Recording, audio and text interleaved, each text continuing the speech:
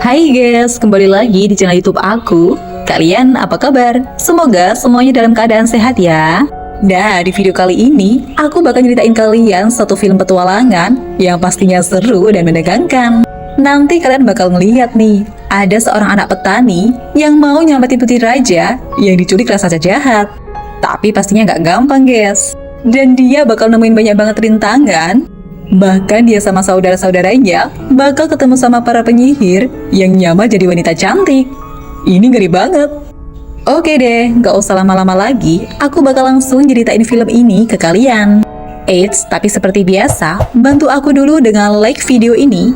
Pastikan kalian udah subscribe, terus nyalakan juga lonceng notifikasinya, biar aku makin semangat bikin video lainnya buat kalian. Jadi ceritanya, ada satu kerajaan yang lokasinya di dekat gunung. Menurut legenda, katanya di gunung itu tuh ada raksasa jahat yang sedang tertidur. Terus katanya raksasa itu bakal bangun kalau ada seorang putri yang sampai usia 18 tahun belum nikah. Raksasa itu bakal datang untuk nyulik sang putri. Lalu bakal dinikahin dan dijadiin budaknya si raksasa itu seumur hidupnya. Sementara di kerajaan ini memang ada seorang putri nih, namanya Putri Christine. Dan sebentar lagi dia bakal ulang tahun yang ke-18. Karena Putri Christine ini masih jomblo, akhirnya ayahnya ini manggilin pria-pria dari seluruh penjuru negeri untuk dipilih nih yang cocok jadi suaminya si Christine, supaya dia gak diculik raksasa. Karena walaupun cuma legenda, tapi ya gak ada masalah lah untuk jaga-jaga. Terus akhirnya udah milih nih seorang pangeran yang bakal dinikahin sama si Christine. Namanya Pangeran Frederick. Menurut raja, Pangeran Frederick ini tuh keren, kuat, jadi ya cocok untuk mendampingi Putri Christine. Tapi ya pastinya sang putri gak mau lah dijodohin. Jadi akhirnya dia kabur ke hutan. Di perjalanan, dia gak sengaja nabrak seorang cowok, bahkan sampai jatuh ke sungai. Christine panik nih, mau nolongin. Tapi dia malah dipecandain, dijeberin juga sama cowok itu. By the way, cowok ini namanya Aspen guys. Dia ngajakin si Christine kenalan, dan dia tuh gak tahu kalau yang depannya ini seorang putri raja. Terus sebenarnya cowok ini habis disuruh beli bahan makanan sama keluarganya. Tapi karena dia ngeliat cewek ini kayak kelaparan, jadi ya dikasihin aja deh tuh. Udah gitu, si Christine malah langsung pamitan dan bilang mau ngelanjutin perjalanannya. Bahkan dia gak ngasih tahu namanya. Apalagi ngasih tahu kalau dia itu seorang putri. Sesampainya di rumah, kedua kakaknya dan ayahnya nanyain nih, mana belanjanya? Terus si Aspen nyeritain semuanya. Tapi ya keluarganya nggak percaya lah. Mana ada wanita cantik sendirian di hutan. Apalagi si Aspen ini tuh dari dulu emang selalu ceroboh. Makanya kakak-kakaknya ini pada kesel karena si Aspen dianggap gak bisa ngelakuin apa-apa, cuma jadi beban keluarga. Habis itu kakak dan ayahnya mau pergi berburu ke hutan, dan si Aspen disuruh jaga rumah. Udah dipesenin nih, disuruh hati-hati. Tapi ya seperti biasa, Aspen ini emang ceroboh.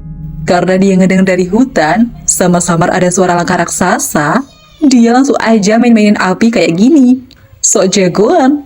Sampai apinya tuh kena dan ngebakar satu rumahnya. Sementara di hutan, ternyata bener nih, suara tadi itu suara raksasa yang lagi ngejar-ngejar si Christine.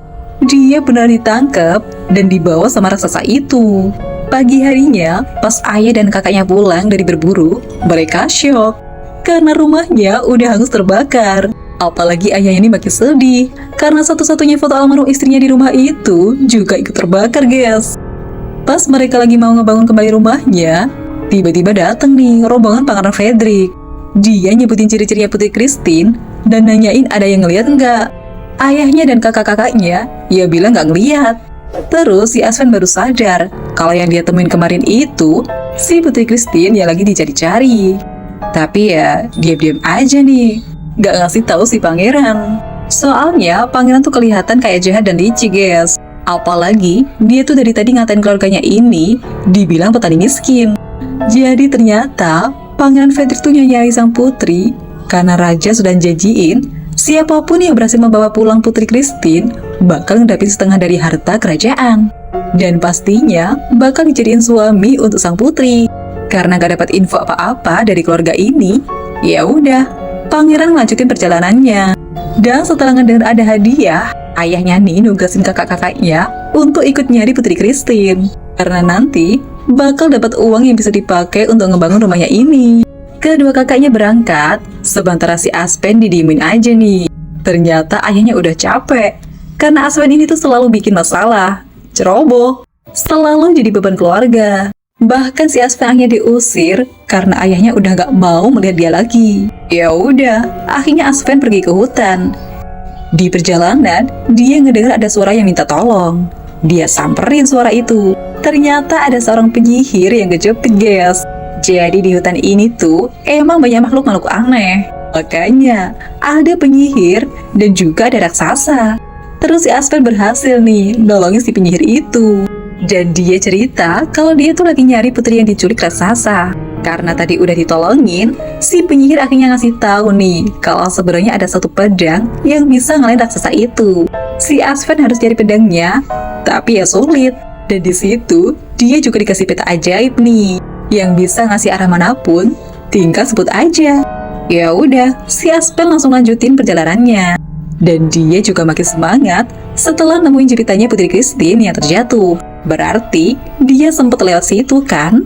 Tapi si Aspen gak sadar, guys, kalau sebenarnya dia tuh lagi nginjek bekas pijakan raksasa itu. Sementara di istana, sang raja masih nungguin kabar. Karena belum ada satupun orang yang berhasil nemuin Putri Christine, sampai ada nih prajurit yang datang, tapi dia malah ngebawain gigi raksasa yang dia temuin. Si raja makin panik dong. Jadi ternyata raksasa itu beneran ada kan? Dia jadi makin khawatir sama keselamatan sang putri. Balik lagi ke hutan. Ini kedua kakaknya si Aspen udah kelaparan banget, guys. Dan mereka ngeliat ada satu keranjang apel emas yang tergeletak di jalan. Ya udah, langsung mereka makan aja tuh. Dan anehnya, ada wanita-wanita cantik yang tiba-tiba muncul. Gak tahu asalnya dari mana. Dan wanita itu ngegodain kakak-kakaknya si Aspen nih. Dari kejauhan, si Aspen sempat lihat kakak-kakaknya. Makanya mau disamperin nih. Pas udah deket, dia juga nemuin salah satu apel emas itu. Dan dia makan deh. Terus dia ngeliat nih, kedua kakaknya lagi ngumpul sama wanita-wanita cantik ini. Dia diajakin gabung juga. Bahkan mereka lagi menyantap makanan-makanan yang kelihatan enak banget. Tapi pas mau ngambil strawberry ini, dia ngeliat sama sabar kalau itu tuh sebenarnya bukan strawberry. Sementara kedua kakaknya tuh masih sibuk makan. Salah satu wanita cantik itu sadar kalau si Aspen gak mau makan. Jadi dia tawarin lagi nih apel emasnya buat si Aspen. Ternyata apel emasnya itu dari sihir, jadi bisa mundurin halusinasi. Makanya yang makan bakal ngeliat keindahan-keindahan ini. Ya sebenarnya cuma palsu doang. Biar wanita itu nggak curiga, si Aspen pura-pura makan apel emasnya itu. Padahal dia jatuhin, gak dimakan.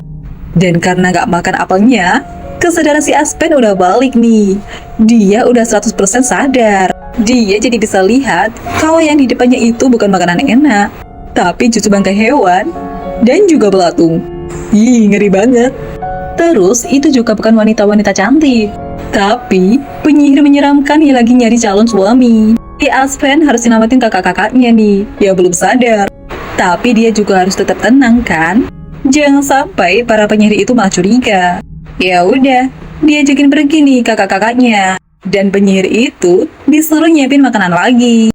Kedua kakaknya awalnya marah, tapi setelah ditampar, kesadarannya balik. Mereka jadi melihat penyihir-penyihir itu. Mereka langsung kabur dan lari, guys. Dan untungnya mereka bertiga berhasil nih kabur dari sarang penyihir itu. Setelah mereka kembali melanjutin perjalanan, mereka nemuin ada satu tempat yang ramai dan nyediain makanan. Karena mereka semua lapar, ya udah, ketiganya mutusin buat istirahat dan ngisi perut dulu. Tapi ternyata di tempat itu juga ada si Pangeran Fredrik, guys, yang masih mikirin cara-cara licik untuk membawa pulang sang putri. Dan gak sengaja dia ngeliat Aspen dan kakak-kakaknya lagi ngeliatin peta ajaib yang mereka punya. Langsung disamperin dan diminta tuh petanya. Si Pangeran Fredrik mau nukerin peta itu sama satu kantong koin emas. Kakak-kakaknya ini langsung pada setuju, guys, karena lumayan kan, bisa dipakai buat benerin rumah. Tapi si Aspen gak mau nyerahin petanya karena dia beneran khawatir sama keselamatannya Putri Christine. Langsung aja nih, dia ngelempar satu bubur panas ke mukanya si pangeran. Dan mereka semua kabur. Dikejar-kejar terus nih. Si pangeran udah ngamuk banget. Mereka udah berusaha kabur, tapi sayangnya mereka bertiga udah terpojok sampai di pinggir jurang. Nekat aja nih, mereka jatuhin diri. Dan untungnya sih semuanya selamat. Tapi si kakaknya marah guys, karena Aspen tuh selalu nyusahin. Padahal kan tinggal ngasihin aja peta itu. Dan mereka semua bisa pulang. Sementara di sarang raksasa, Putri Christine masih berusaha nyamatin diri. Tapi ya gagal. Dan karena dia tahu kalau menurut legenda raksasa ini bakal nikahin dia, sang putri kepikiran nih. Dia nyuruh raksasa itu buat nyiapin gaun pernikahan dulu kalau mau nikah sama dia. Sengaja biar ngulur-ngulur waktu. Dia masih berharap ada seseorang yang bakal nyamatin dia. Setelah ngikuti betanya, si Aspen akhirnya berhasil nemuin pedang yang katanya bisa ngelain raksasa itu. Sialnya, habis itu dia dan kakak-kakaknya malah ketangkep dong sama rombongan Pangeran Fredrik. Mereka bertiga sampai diikat di pohon nih.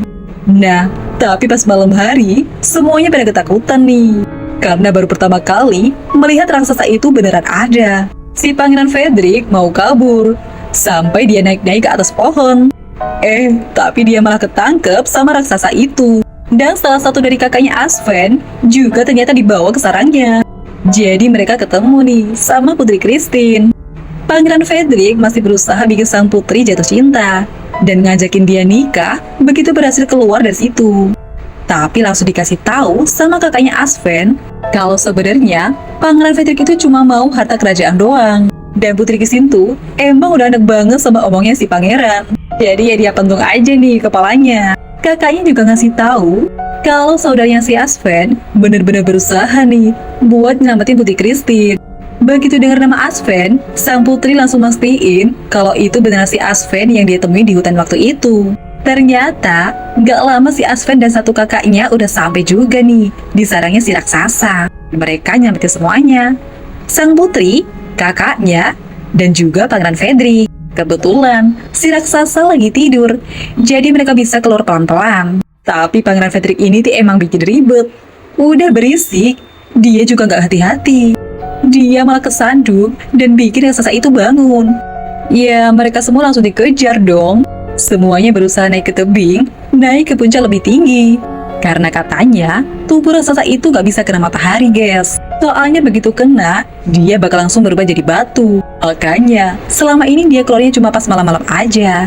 Dan sebenarnya, ini mataharinya tuh udah hampir terbit, guys. Udah gitu, ini si Pangeran Fredrik malah ngumpetin-ngumpetin diri sendiri. Dia gak mau ikutan ngelawan. Terus raksasa itu udah berhasil ngejar mereka sampai ke puncak. Dan sayangnya, matahari belum terbit juga. Aspen berusaha beraniin diri nyerang raksasa itu pakai pedang ajaibnya. Dia berhasil sih melukai kaki raksasa itu. Tapi ya, raksasa itu masih hidup-hidup aja.